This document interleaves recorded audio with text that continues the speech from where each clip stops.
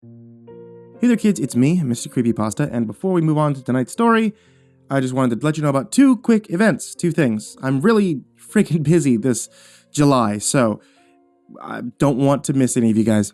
On July 19th through the 21st, I'm going to be in Huntsville, Alabama. I'm going to be there for HamaCon, and it's actually like a really nice, like, chill convention. Like, everybody there is super friendly. It's got a really great atmosphere, so I really hope I can see you guys there. And there's a brand new convention that's opening up in Mesquite, Texas.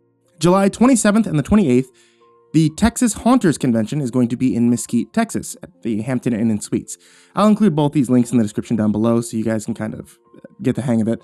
But if you guys would like to come to either one of these places, they're going to be a lot of fun. It's going to be huge, scary, spooky, fun times all around. Also, you know, it'd be cool if I get a chance to meet some of you guys. That's it. On to tonight's story. Death can be a beautiful thing. Beyond all the stigma associated around the event, it's the beginning of a world that starts directly from the end of another. When a whale dies, in extreme depth, they sink towards the ocean floor, where entire ecosystems arise from their decomposing bodies. This is called a whale fall. Mike's EPM suit had left behind 3 days' worth of footage. Henry was put on the task of preparing it for viewing. While we couldn't save him, nor the suit, we could at least figure out how Mike died. As we waited, the captain decided it was time for me to learn the truth about their mission, and why no one on the surface had ever heard about the scientific wonder that was Talos. "You see, you saw all the dead sea creatures littering the floor around the station?" Robert asked. I recalled the hundreds of mangled fish bodies, not the most welcoming sight to the abyss. James told me there was something that compelled them to dive down here, some kind of sound. Robert nodded, and he pulled up a computer. After a moment of fumbling, he clicked on a sound file. "About 5 years ago, we recorded this coming from the depths of the Tango Trench." It was an oddly synthetic sound. Like a whale's mating call had been pitched down and jumbled around. And in the midst of all of it, there was something that sounded like a whisper.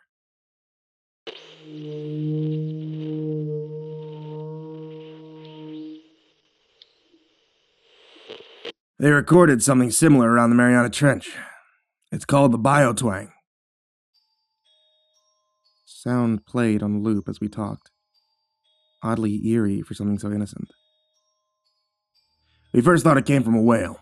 It's a bit distorted after traveling vast distances or instrumental interference. Then we saw how it affected the wildlife in the region.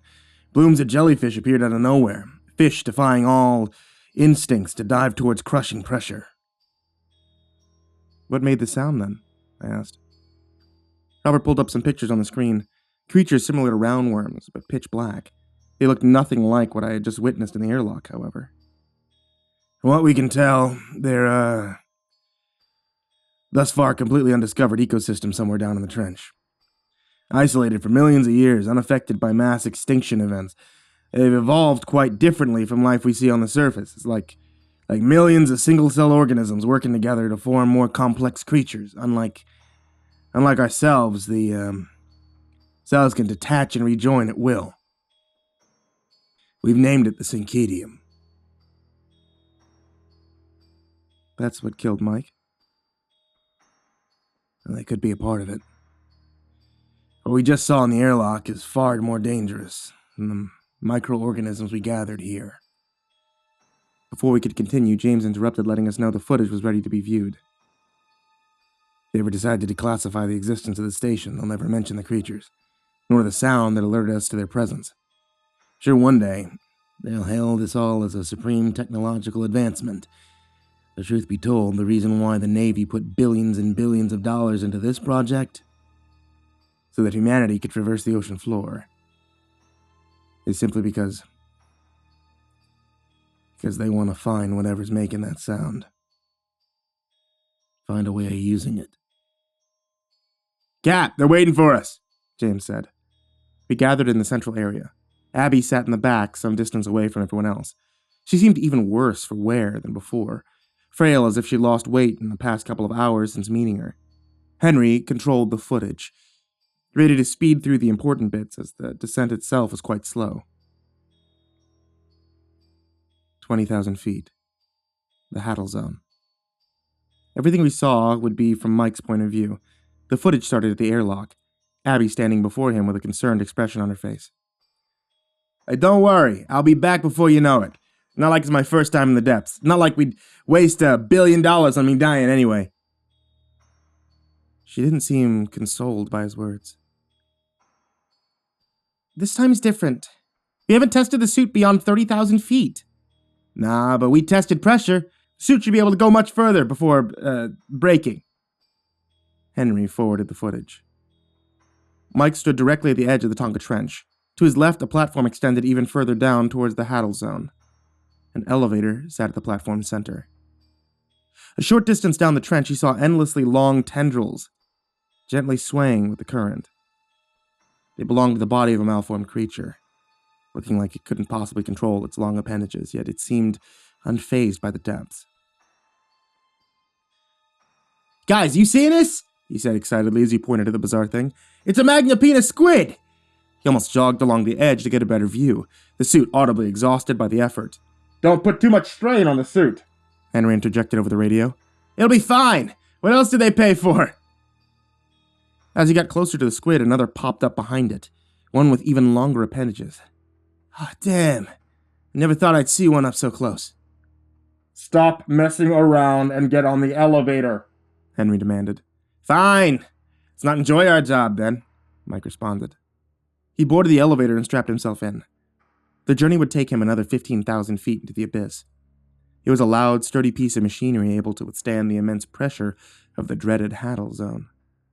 Mike himself would control the speed of the descent, only handing over control to Henry should something happen. Not long after the descent started, Mike stalled the elevator. Hey, suit's making a weird noise, he said. That's normal. It's adjusting to the pressure change. We told you it would happen the deeper you go. Yeah, I know, but... You'll be fine. 27,000 feet. Once more, Mike stopped the elevator, directing his gaze at the edge sticking out from the cliffside.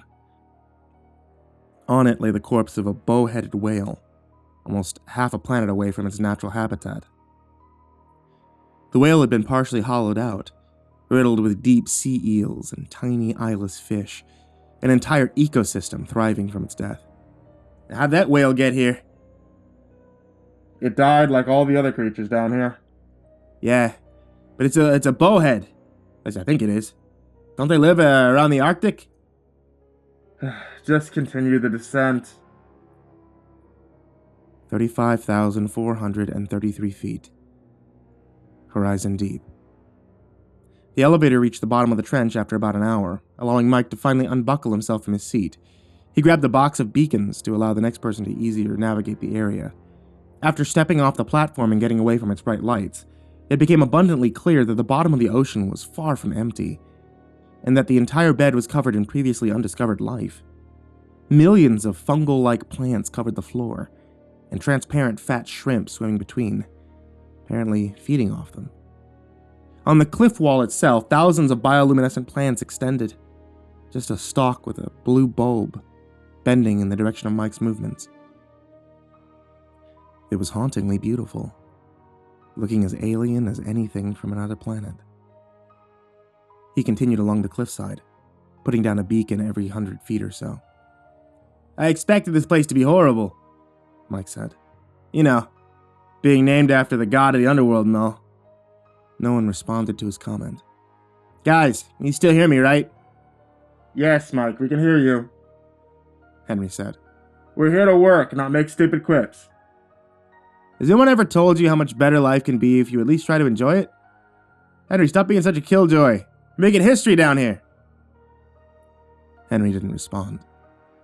How about you hand Abby the radio? Hell, I'd rather listen to the captain ramble about protocol going on and... Mike stopped dead in his tracks. Reaching the end of the cliff before him was a steep fall, leading down into an endless chasm of darkness. Henry, are you sure the elevator took me all the way to the bottom of the trench? He asked as he stared into the abyss. Yeah, you're 35,000 feet. Well, it's just that, it's just that I'm standing at the edge of the cliff, and, this is clearly not the bottom of the ocean. That's impossible. We surveyed the entire area with sonar. Well, I'm telling you. The ground beneath Mike crumbled to pieces. He slid off the edge of the cliff and dove further into the deep. The darkness now surrounding him was absolute. Nothing could possibly help him orient himself as he fell. To fall in the ocean was a much slower process, giving him time to think what kind of fate awaited him as he sunk to the depths, never before known by mankind. He called out for his crew members while desperately clawing at the cliff, but even with the suit, he was unable to slow his descent. As he got deeper, the suit started emitting a loud beep, alarms to alert to rapid pressure changes exceeding 16,000 psi, but before he could even react, he hit the ground hard. Mike fell silent, passed out from the impact. Unknown depths. The void. Minutes after landing in unknown depths, Mike awoke to the sound of his suit beeping. The suit had held its ground and was starting to adjust to the new pressure. The manometer was broken, and with his tracking device malfunctioning, we could only try to guess how far he'd fallen. Mike grunted as he got to his feet, taking some time to figure out what had happened. "Henry, you there?" he finally said. No response. "Captain! Anyone?" Apart from a few malfunctioning instruments, most of the suit seemed intact.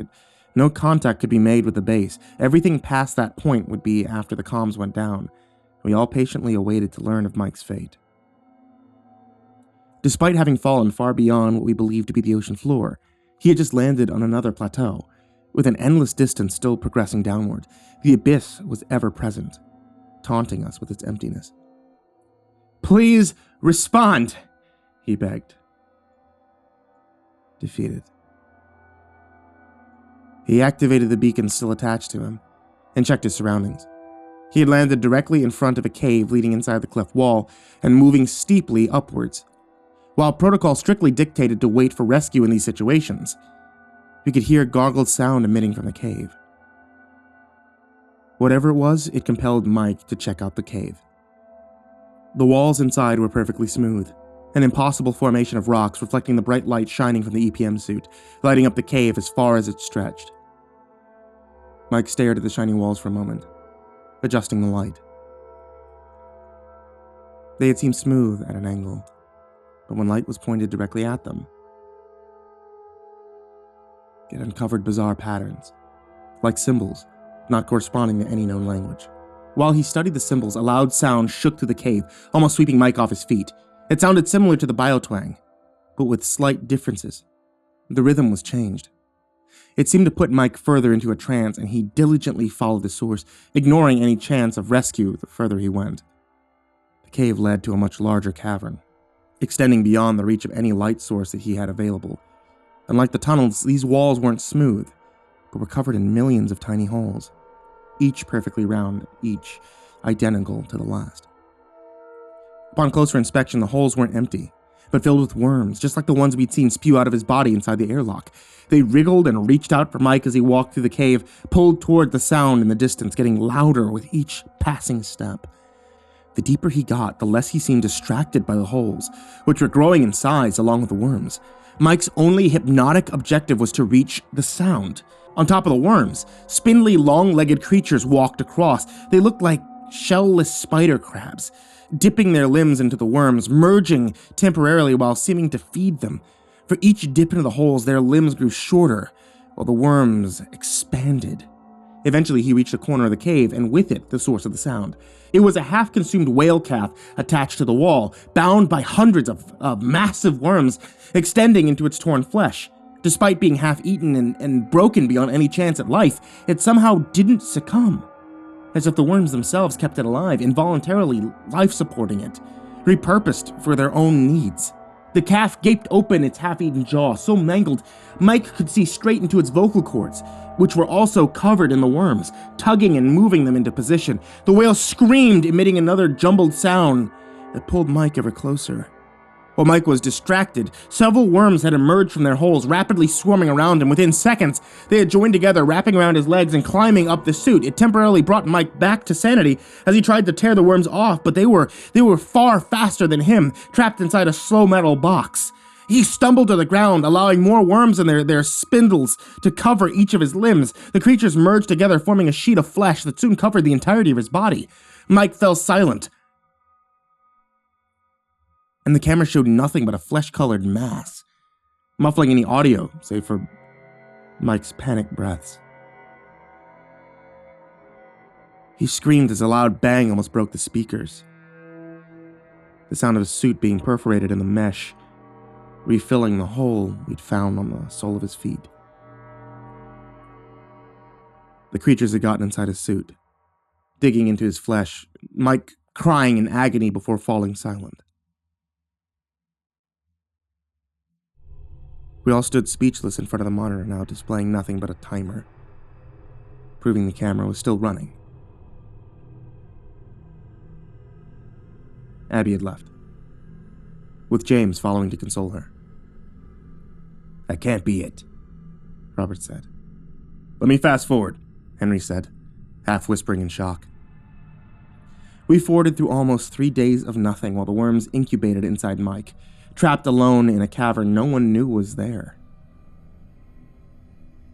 The camera started clearing up, the flesh sheet peeling off as the view showed that Mike had returned to the elevator.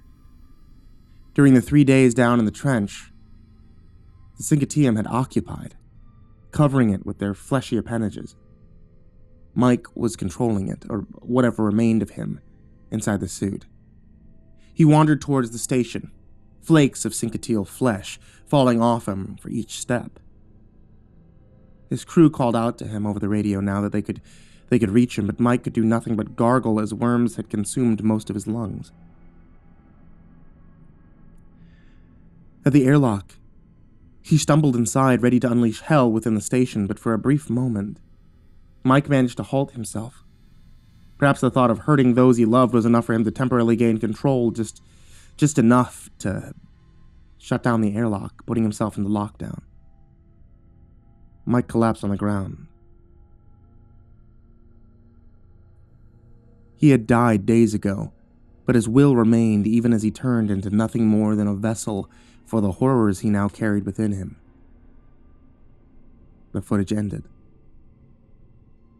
We stood in silence for a moment, none of us daring to speak a word about Mike's cause of death. I hardly believed it, despite having almost fallen victim to the same fate. "Henry, call headquarters. Tell them we're shutting this project down," Robert said, breaking the silence. "Jennifer, destroy the sample from the airlock. It's still sealed, right?" Jennifer nodded before heading towards the lab. "We need to make sure that whatever this is stays in the abyss." I joined Henry as he attempted to call headquarters. The radio returned nothing more than jumbled static.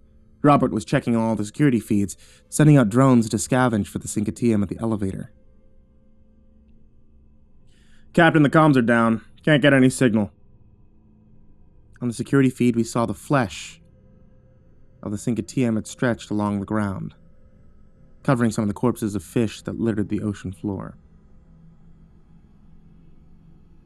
It was impossibly large, using the elevator and platform as a scaffold for climbing up towards the station. A loud metallic clang sounded through the station, followed by an alarm. "The hell was that?" I asked. "Hull breach, Sector C," an automated voice said. "Isolate it!" Robert demanded. "What about just do it?" Henry frantically tried to navigate the security system, attempting to get an idea as to the extent of the damage. "What's in Sector C?" I asked. "It's the lab. Fucking hell, I hope Jennifer didn't get there yet." While the station sealed, trapping anyone inside, another loud bang shook us. The alarm sounded again. "Hull breach, Sector B." Fuck, what now?" Henry asked. Robert stood in shock. frozen by the decision of saving the station or fleeing. "We have to evacuate," was all he could say.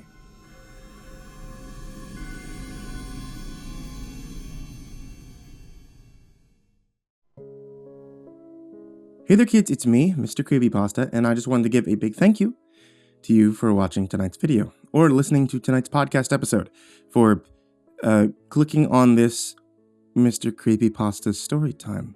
Before I wish you sweet dreams tonight, I just wanted to give a big thank you to Taysia-lynn, Genobaga-Arneho, Erik Mary, Daniel Poulsen, Trace Miles, Jordan Alexander Sanchez, Wayne Milstead, Ken Lando Higuchi, Brianna Tine-Janzen, Nicholas Saeid Alyain, Buddy Burroughs, Tyler Ramberg, Goonington, G. Weevil 3, Diana Kraus, Asia, Gabrielle de Baca, TheRedOakShieldVirus, Sindee Barney, Melissa Sweigart, Chompski, Daniel Rowe, The Ginger Bros, Robert Ramirez, Andrew Stenberg, Holy Realm, Ralph Rodriguez, and Dr. Strawberry.